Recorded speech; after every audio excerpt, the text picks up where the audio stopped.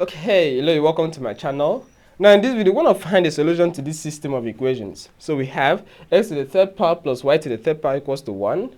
And the second equation also follows as well. Okay, so I posted this question on our community, alright, and about 50% said I should make a video on this. So this is the video right here, right? So when you like the video, please don't forget to subscribe to my channel and also share this video with your friends. And thanks for subscribing.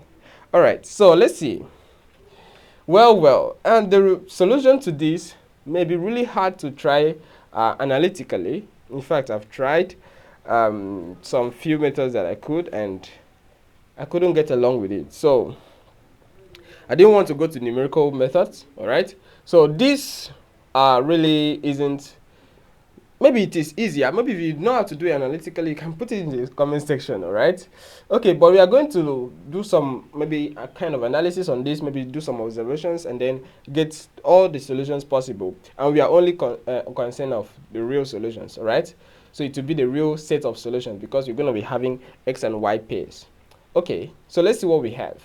So let's first of all start by establishing where this solution will lie. So maybe let me call that first part, okay? We want to know where our solution will lie. So we take note that x raised to the power of 4 will be non-negative, since I said we are looking for real solutions, all right? And also similarly, y to the power of 4 will be non-negative. That's by looking at the second equation, all right? Okay, so if x to the power of 4 is non-negative, and you notice that x raised to the power of 4 is the same thing as 1 minus y raised to the power of 4. Okay, by making x raised to the power of 4 subject of formula, this will be non-negative as well, because these two are the same, alright? But you keep in mind that for y raised to the power of 4, you subtract y raised to the power of 4 from 1, and the result gives you a non-negative result. Well, what does that tell you about y? That tells you that y raised to the power of 4 must be less than or equal to 1. 1, right? Since you're raising it to power of 4 and you subtract it from 1 and the result is still positive, it means y raised to the power of 4 is at most 1, right? That's it we have here. Well, if y raised to the power of 4 is at most 1, what is it greater than? Well, it is greater than or equal to 0 because we also said it is non-negative, alright? So it lies in between 0 and 1, right to the power of 4. Well, we want to know where our solution y will lie. So if y raised to some even power gives us something between 0 and 1, what will y be? Well, if you want to look at the graph, okay, for raised to the power of 4 a little bit, let's say we have 1 and 1 negative 1 here. This is 0, right? And let's say this is 0 and this is 1. So this is the y raised to the power of 4 axis, while this is y axis, right? When you raise a number to power 4, if your result lies between 0 and 1, when you raise it to power 4, all right, that means that is so because this will lie between negative 1 and 1. Y itself lies between negative 1 and 1. For y raised to the power 4 to lie between 0 and 1. And that is actually true. So that is what we say, that tells us that y lies between negative 1 and 1. So that's where our y will lie. So let me just put it here. Y lies between negative 1 and 1. Okay, similarly, we can also obtain the same thing for x, that x also lies between negative 1 and 1 by looking at the fact that y raised to the power of 4 is something as 1 minus x raised to the power of 4. X raised to the power of 4 must lie in between 0 and 1 with 0 and 1 included.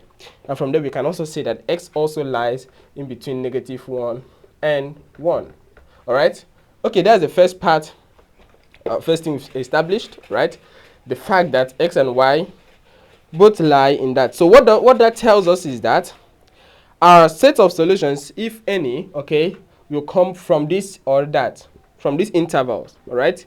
That is, the x part will come from here and the y part will also come from here. So we don't expect to have solutions from outside negative 1 and 1, all right, for both x and y.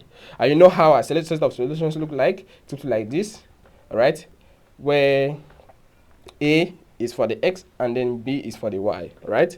Okay, so just like other pairs. Okay, so we've established that. Let's look at something else. Well, since we now know where our possible solutions will lie, let's also consider, maybe I want to pick kind of salient point, okay? When we say salient point, it could be like the end point of an interval, but I'm not really going to say salient point. I should say, let's just pick whole numbers from these intervals, all right? So let's say for the x interval, which is from negative 1 to 1, if you pick whole numbers, we are going to be considering negative 1, 0, and 1, right? We are looking for real solutions, so not just whole numbers. But let's just get started somehow. So this is -1, 0, and 1. All right, great. So let's see if we are to pair -1 with -1, that is -1, -1, -1 plus -1, that will give us -2, which is not the same thing as 1. So this pair fails. All right. Okay. So let's look at if you are taking -1 with 0. Well, this one fails. So -1 with 0, -1 for x and 0 for y. If you put it into this equation 1, -1 plus 0 will be -1, which is not the same thing as 1. So this also fails. You know, for as a pair of solutions to satisfy a system of equations, it must satisfy the two equations. And if there are more than that, that pair must satisfy all of them. All right. So if it fails to satisfy one, that means it fails to. It's not a solution. All right. Okay. So we have to take -1 together with 1 to see what we have. -1 and 1. Well, if we put that into equation 1 as well, -1 to the power 3, -1 plus 1, that will give us 0, which is not the same thing as 1. So this also fails as well. Okay. So let's look at 0 real quick. So if we are to take, let's see. If you have to take 0 with 1, right? 0 for x and then 1 for y. Notice that if x is 0 and y is 1, 0 plus 1 will give us 1, which is what we have on the right hand side. Let's also test for the second equation, right? Remember, it must satisfy, a pair of solutions must satisfy the two equations. So we test it here, 0, 1. That also works. So in fact, 0, 1 satisfies. So we can put it here, 0 for x and then 1 for y is a good pair, all right? Let's do a similar thing. Maybe 0 to, if you observe, 0 to 0 will not work because it will be 0 equals to 1, which is not true. So 0 to -1, 0 to -1 does not work here. Rather, it works in the second equation, but in the first equation it fails. So that will not work out. So let's pick 1 and -1 together. If you pick 1 for x and -1, observe it wouldn't. If you pick 1 for x and then 0 for y, okay, let's see.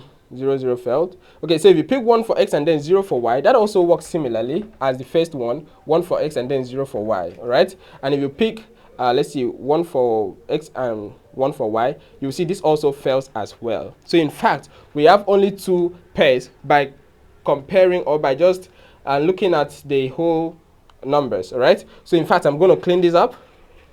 I'm just going to clean this so that we know where to continue from there.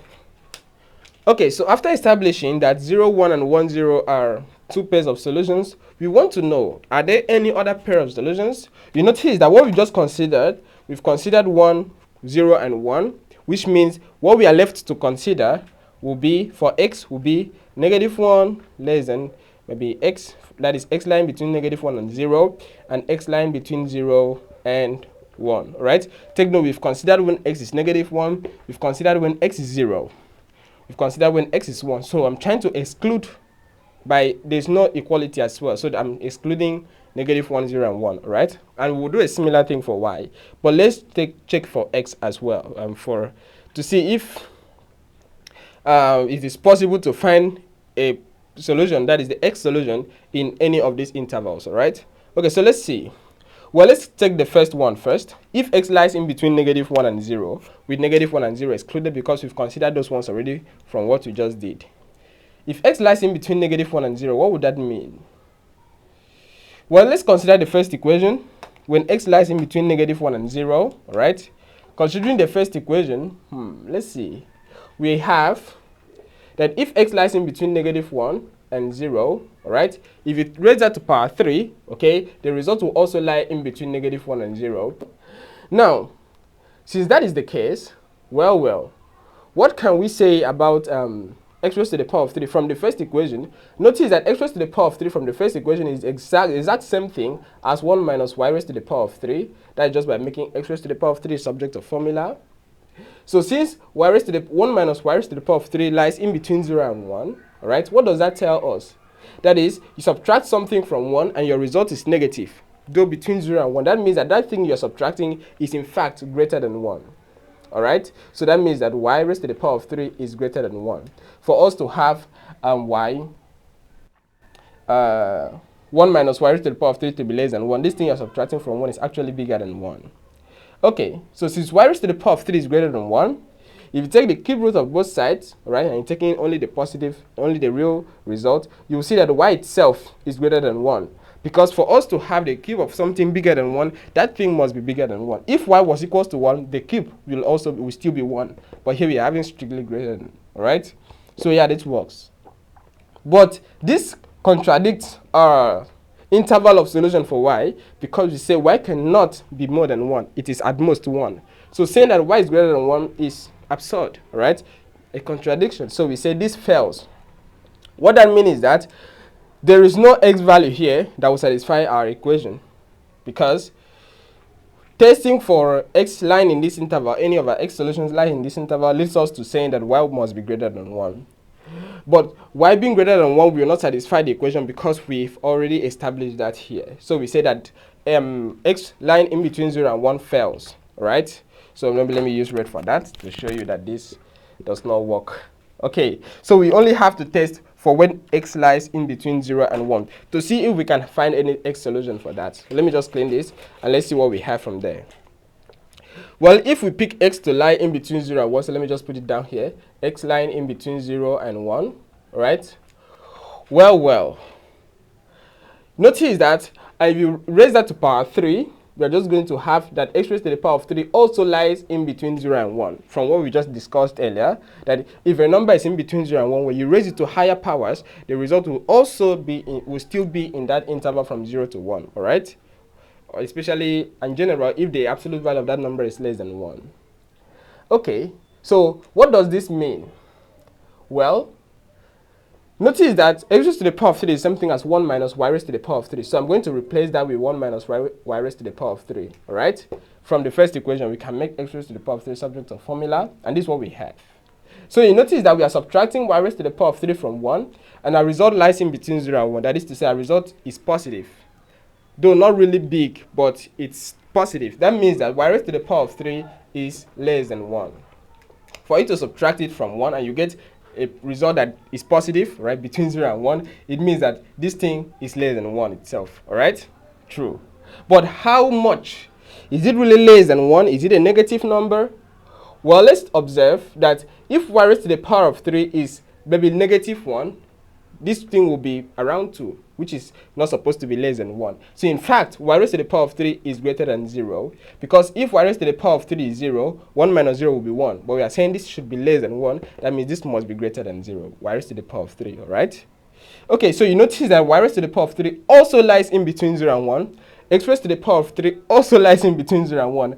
But from here, we can also see that y will also lie in between 0 and 1. And that seems to work with what we established earlier, that x and that the solutions should lie here. But let's move a step further by saying, okay, since we know that x raised to the power of 3, since x lies in between 0 and 1, x raised to the power of 3 also lies there. Of course, that is true.